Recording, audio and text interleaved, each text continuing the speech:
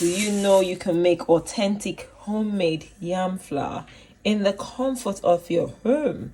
And this yam flour is not just for pounded yam, you can use it for your gluten-free baking. Okay, that was one of the main reasons why I made this. But you can also make decent pounded yam out of this. And don't say dehydrating this will cost an arm and a leg. No. Dehydrating this took about 15 hours, but low heat and gentle fan in my oven meant it didn't cost even as much as if I had to boil this thing or cook it or bake a cake. So it doesn't cost so much. And yeah, UK energy bills are high, but you can do this. And at the end of the day, I know what exactly I have in this.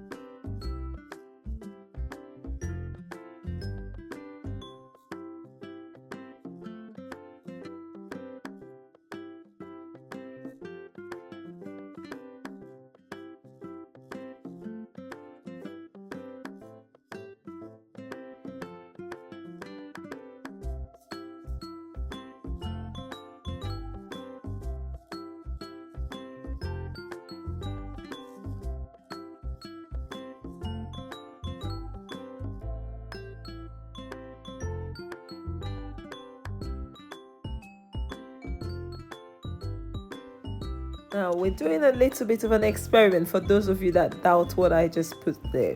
So this yam here, I'm gonna just put it in cold water and strain. And then the one on the right will be boiling water, just almost as though I'm blanching it. You don't have to blanch it, that's just the point I'm trying to establish.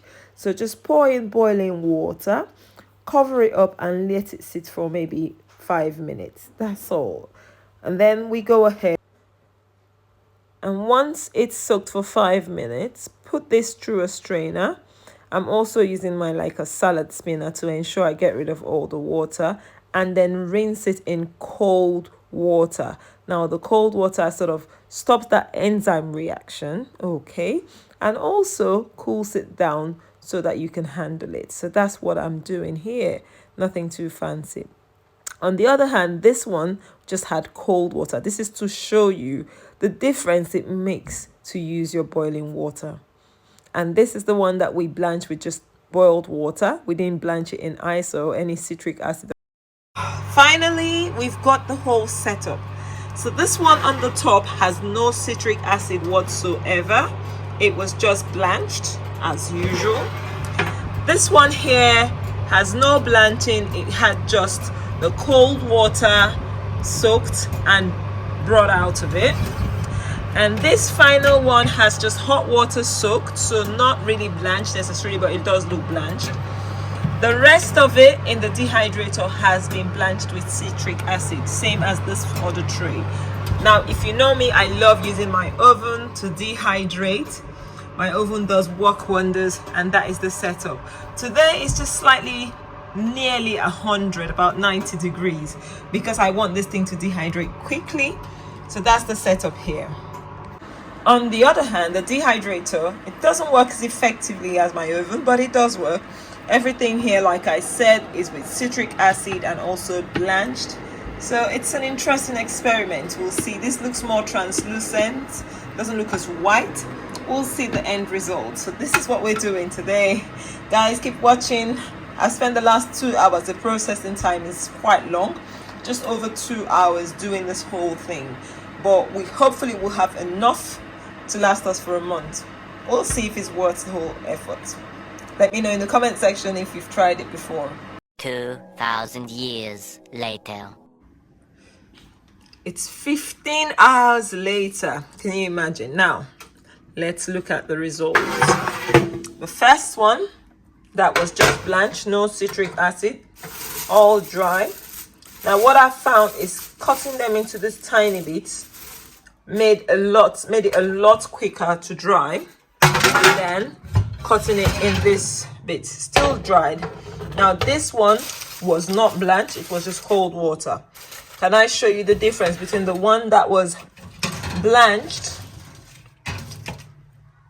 proper with hot water, not boiled, just soaked in hot water? Can you see the difference in their looks? Does that make any sense? So this is a bit more yellow and this is more white, but then it has more of those darkened colors, whereas this doesn't have a lot of those. This is just the ones that it had before I put it in the dehydrator. Let's put it out and you see the results. Okay, once again, this is the outcome. So just cold water, hot water, blanched, and citric acid. Now the difference, there's no difference between blanching and using citric acid. So moving forward, I don't think we need citric acid blanching if you have to, but even without blanching, I think it looks pretty good. It's not all black, however we have more darkened slices here than we have here. So I'm gonna blend this separate and show you and make pounded yam with this one to see what it's like. But you see, it's taking 15 hours for everything in the oven to dehydrate, and same with the dehydrator, but I had to keep turning it. And then look at this one, only a few of these had that. I put them in the same sort of space. The rest of them came out okay. Now this is not all wasted. I came up with an aha moment. I think making my pounded yam from like frozen ones, this is what I mean. I usually slice my yam, freeze it, and I'm just gonna cook it this way and blend it. And a lot of you will be like, why bother? But I saw this viral video about using, dehydrating it and preserving it. And also if you have, no freezer space, or you're traveling somewhere, you don't know if you have access to yam, then this is something worth trying. But like I did say, I had an aha moment with these flakes. There's something beautiful that I have made out of this. So if you want to know that, just keep watching. It will be in the next subsequent videos. It's gonna be something that I haven't seen anything like it anyway. I'm not saying no one has done it, but I haven't seen it. So anyway, let's go ahead and blend this first separate, and then we're going to blend the rest of the blanched ones and see how it comes out when we cook it.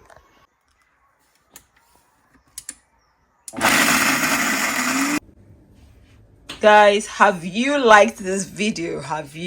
Guys, give this video a like button, because this will save you this mistake. Now can you see the total difference? These are both from yam flour, but can you see how this looks really authentic?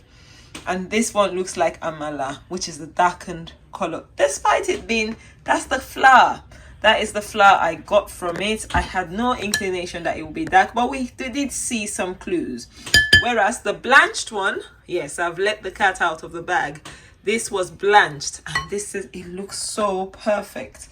It doesn't come across like the ones we buy in the shop, and that gives me a bit of a red flag that we don't know what is mixed. Even when they tell you it's authentic pure yam flour, they probably are doing something different. Anyway, this is my experiment, and this is yam flour. This is homemade authentic pounded yam made from homemade yam flour. Yeah, for gluten-free people. Like, you can use this flour to bake, and I'm gonna do some recipes, baking recipes. Leave a comment, what would you like me to try making with this flour? Okay, and obviously this one is definitely for swallow, as it looks like amala. But then guys, if you've enjoyed this video, if it added value to you, give us a thumbs up. Don't forget to comment and also share this video. And if you haven't yet, subscribe, join this family. We do really exciting good things with food, and we like to see where our food comes from and how it impacts our health. Anyway, for now, I'm going to enjoy this one. I'll keep this one for the husband.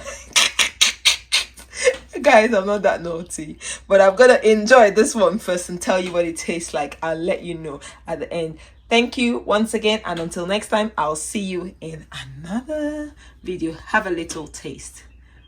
Yes, it's not very smooth. Maybe I should have sieved it, but it's perfect. Like, it looks like pounded yam.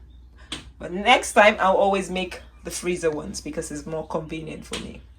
This is just more for gluten-free baking.